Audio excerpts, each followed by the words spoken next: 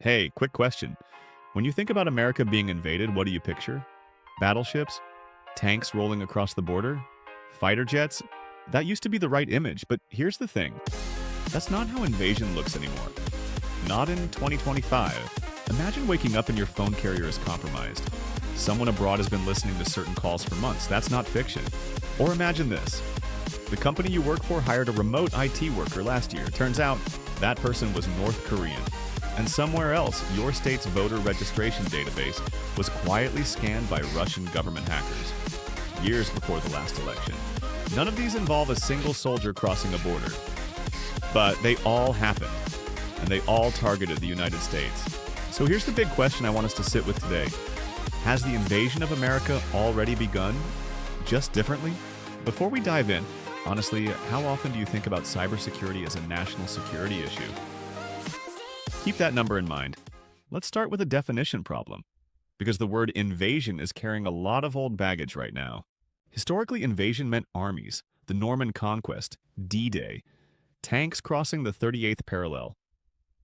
You knew it when you saw it. But what if the goal isn't to hold territory? What if the goal is to make a country unable to function? Think about what modern society actually runs on.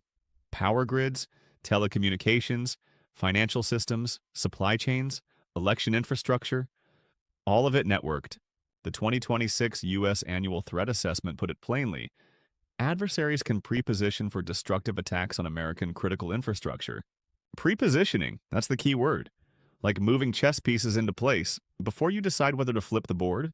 And here's what makes this scarier than traditional invasion. It's cheaper, faster, and much easier to deny. Nobody has to claim it. China, Russia, and North Korea have each found their own version of this playbook. Same game, very different moves.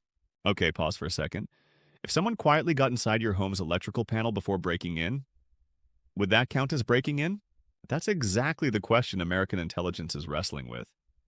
And today, we're going to look at all three countries, one by one. Let's start with China. Because out of the three, China is running the most sophisticated, the most patient, the most expansive operation. The 2025 U.S. Intelligence Community Assessment called China the most active and persistent cyber threat to U.S. government and private networks. Most active, most persistent. Let that sink in. Not a threat. The top threat. Across government, private sector, and critical infrastructure. So what does China actually want? Broadly, it wants to surpass the United States as the world's dominant power by 2049. And hacking is one of the tools Beijing uses to close the gap. Faster, cheaper, and with less political risk than war. The playbook started with economic espionage. In 2014, the Justice Department indicted 5 Chinese military hackers from Unit 61398 of the PLA. These weren't random criminals. These were uniformed military officers hacking U.S. companies like Westinghouse, U.S. Steel, and Alcoa for commercial advantage. They stole engineering blueprints, internal legal strategies, trade secrets, basically giving Chinese state-owned enterprises a massive shortcut in global competition. Think about this for a second. Imagine training for years to build a product, and a competitor just copies your work overnight. That's this. But that was phase 1. The economic espionage era. What came next was much more alarming. It wasn't about money anymore. Enter Volt Typhoon. In 2023 and 2024, the FBI and DOJ disrupted a Chinese government-backed botnet called the KV botnet. Chinese hackers had taken over hundreds of small home and office routers across the United States. Quietly, without anyone noticing. Why routers? Because infected routers are invisible. Your router looks totally normal, but it's quietly being used to hide hacking activity. And what were they targeting through those routers? U.S. communications, energy, transportation, and water sector infrastructure. The stuff that keeps society running. FBI Director Christopher Wray said it directly. China's hackers were pre-positioning to cause real-world harm to American citizens in the event of conflict. Then came Salt Typhoon. This one hit even closer to home. Literally your phone. Multiple major U.S. telecom companies were breached. The FBI confirmed call data records were stolen. Some private communications were accessed, and data related to law enforcement requests was copied. I want you to sit with that. The FBI confirmed Chinese hackers were inside the phone networks you use every single day. Does that feel okay? Two separate operations running at the same time. Volt Typhoon in infrastructure, Salt Typhoon in telecoms. China was staging two different invasions simultaneously. China's message is clear. When the moment comes, Beijing wants to be already inside. In your power grid, your phone network, your data. Now let's talk about Russia. Russia's approach is different from China's. China plays the long game. Russia plays the psychological game. If China's goal is strategic positioning, Russia's goal is disruption and doubt. Make people distrust their institutions. Make democracies doubt themselves.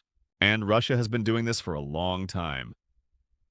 Let's go back to 2016, the US presidential election. What actually happened? The Senate Intelligence Committee found that Russian-affiliated hackers scanned election systems in at least 18 states, possibly 21 or more. In at least 6 states, they went beyond scanning and actually attempted to access voting-related websites. In a small number, they got in. Now here's what's important. The committee found no evidence that vote totals were changed. The counting machines weren't manipulated. But that's almost beside the point, because the damage wasn't done to the votes. The damage was done to your trust in the votes. Let me ask you something honestly. After 2016, did you feel less confident in American elections? If yes, that was exactly Russia's goal. The Senate report concluded Russia was developing capabilities to undermine confidence in election infrastructure, not necessarily to change results, but to make you doubt them.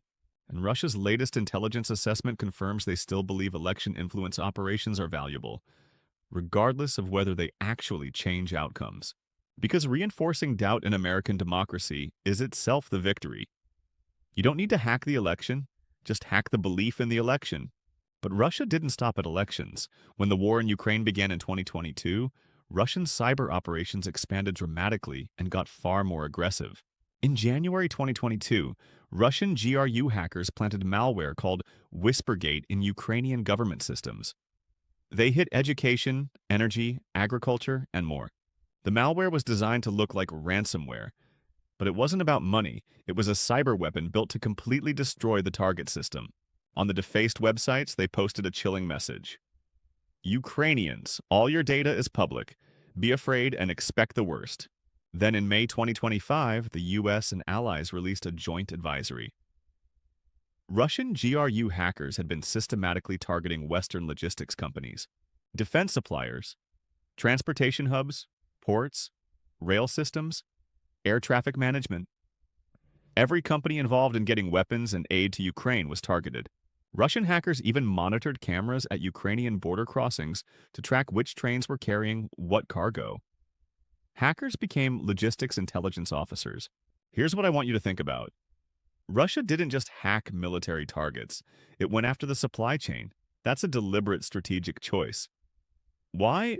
Because modern war isn't just about who has the bigger army. It's about who can sustain the fight. Cut the supply chain, win the war.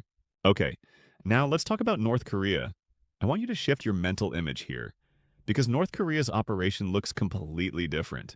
China has massive resources and a long-term strategy. Russia has geopolitical goals and military operations. North Korea? North Korea needs money. Desperately. Under international sanctions, North Korea has very few ways to fund its weapons programs. So it turned to cybercrime and became incredibly good at it. The 2026 U.S. intelligence assessment stated it plainly. North Korean cryptocurrency heists and financial crimes net at least $1 billion every year, $1 billion a year, stolen through keyboards, funneled directly into missile programs. This isn't hypothetical. The FBI and DOJ have documented it. You probably remember WannaCry, the ransomware attack in 2017 that paralyzed hospitals across the UK. That was North Korea's Lazarus group. In 2016, North Korean hackers stole $81 million from Bangladesh's central bank via fraudulent messages through the SWIFT international financial system. They faked messages inside the international banking system and nearly got away with $1 billion. The FBI documented all of it. It's real. But here's where North Korea's operation gets truly bizarre. In 2025, DOJ announced a massive takedown of a North Korean scheme targeting U.S. companies. North Korean IT workers, using stolen American identities, had gotten remote jobs at over 100 U.S. companies, including Fortune 500 firms.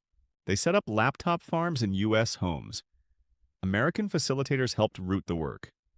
The North Koreans were inside the companies as employees. Some accessed export-controlled military technology. Some stole virtual currency. One modified source code at a blockchain company and walked away with $740,000.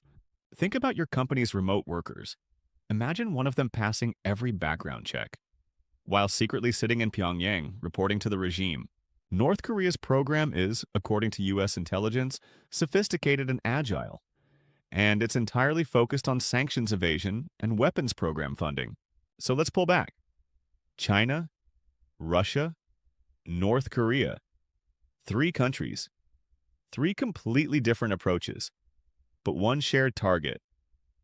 The United States of America. China is inside your infrastructure and phone networks, pre-positioning for a moment that may never come, or may come tomorrow. Russia is targeting your trust in elections, in institutions, in the West's ability to support allies, while also hitting real supply chains. North Korea is inside your companies and crypto wallets, turning keystrokes into missile fuel. Every dollar they steal is a dollar toward a warhead. Now, I want to be careful here. Not every cyber attack is an act of war. Not every hack is the beginning of an invasion.